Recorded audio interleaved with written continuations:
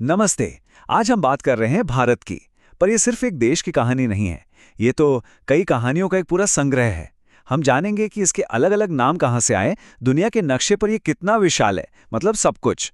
तो चलिए भारत की पहचान के इस मजेदार सफर पे निकलते हैं। तो आज हम क्या क्या देखने वाले हैं, सबसे पहले तो यही सवाल कि भाई भारत के इतने नाम क्यों हैं। फिर हम देखेंगे कि दुनिया में इसका साइज क्या है, मतलब कितना बड़ा है ये देश। इसके बाद हम इसकी लंबाई चौड़ाई को नापेंगे, इसके राज्यों के बारे में जानेंगे और आखिर में कुछ ऐसे मजेदार फैक्ट्स जो शायद आपको चौंका दें। तो चलिए शुरू करते हैं अपने पहले सेक्शन से। भारत एक नाम अनेक। देखिए, किसी भी देश का नाम ना सिर्फ एक शब्द नहीं होता, उसके पीछे उसकी पूरी की पूरी ऐतिहासिक यात्रा छिपी होती है। अच्छा, कभी सोचा है कि अपने देश के इतने सारे नाम क्यों हैं?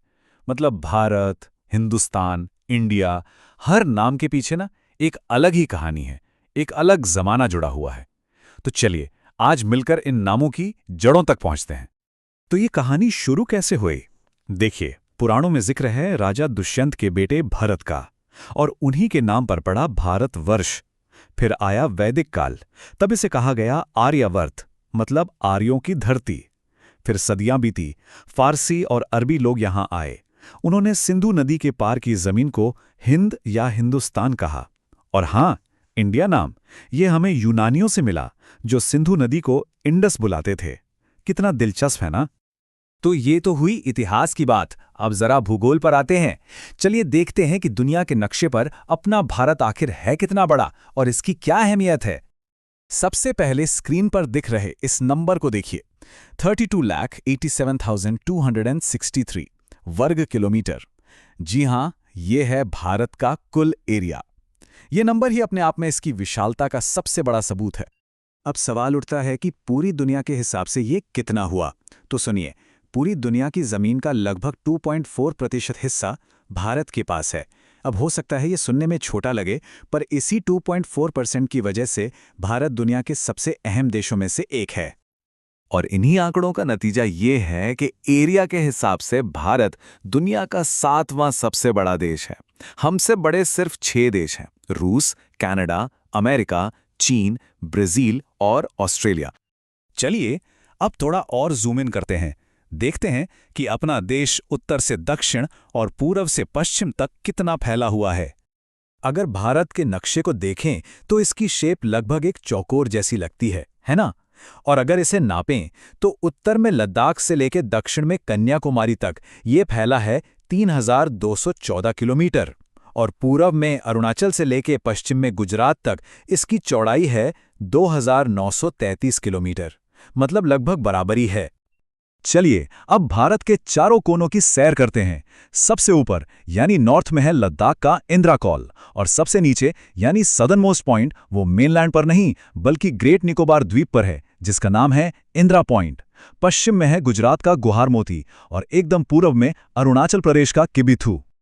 और हाँ, एक बहुत ही इंपॉर्टेंट ज्योग्राफिकल फैक्ट, कर्क रेखा यानी ट्रॉपिक ऑफ कैंसर। ये जो 23-22 डिग्री नॉर्थ लैटिट्यूड लाइन है ना, ये देश के लगभग बीचों बीच से गुजरती है और इसे 2 बराबर हिस्सों में बांट देती है। ये लाइन भारत के 8 राज्यों से होकर निकलती है: गुजरात, राजस्थान, मध्य प्रदेश, छत्तीसगढ़, झारखंड, पश्चिम बंगाल, त्रिपुरा और मिजोरम। और हमारे देश के क्लाइमेट को तय करने में इसका बहुत बड़ा रोल है। तो फिजिकल ज्योग्राफी से अब पॉलिटिकल ज्योग्राफी की तरफ चलते हैं। हम सब जानते हैं कि भारत 28 राज्यों और 8 केंद्र शासित प्रदेशों का एक संघ है। पर सवाल यह है कि इतने बड़े देश का एडमिनिस्ट्रेशन आसान बनाने के लिए इसे कैसे ऑर्गेनाइज किया गया है। चलिए देखते हैं। तो होता क्या है कि एडमिनिस्ट्रेशन को आसान बनाने के लिए भारत को मोटे तौर पर 6 जोन में बांटा गया है। जैसे कि नॉर्दर्न जोन में आ गए जम्मू कश्मीर, पंजाब, तो सदर्न जोन में कर्नाटका, तमिलनाडु। हर जोन में कुछ राज्य और यूनियन टेरिटरीज आते हैं। इससे होता यह है कि गवर्नेंस और डेवलपमेंट स्कीम्स को लागू करना थोड़ा आसान हो जाता है। और जब राज्यों की बात हो ही रही है तो साइज का फर्क देखिए कितना ज्यादा है। एक तरफ है राजस्थान, जो एरिया के हिसाब से भारत का सबसे बड़ा राज्य है, और दूसरी तरफ है नन्हा सा गोवा, जो सबसे छोटा है। यही तो है भारत की डाइवर्सिटी।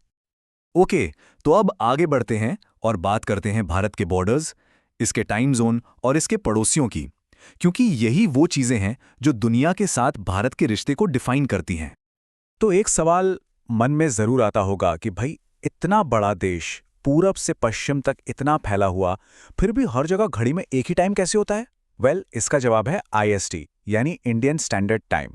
इसे 82.5 डिग्री ईस्ट लॉन्गिट्यूड लाइन से सेट किया गया है। देश के सबसे ईस्टर्न और वेस्टर्न पॉइंट के लोकल टाइम में करीब-करीब 2 घंटे का फर्क है, तो इस कंफ्यूजन से बचने के लिए ही एक स्टैंडर्ड टाइम होना बहुत जरूरी था। और ये जानना भी काफी इंटरेस्टिंग है कि ये जो IST वाली लाइन है, ये देश के 5 राज्यों से होकर गुजरती है। ये राज्य हैं उत्तर प्रदेश, मध्य प्रदेश, छत्तीसगढ़, ओडिशा और आंध्र प्रदेश।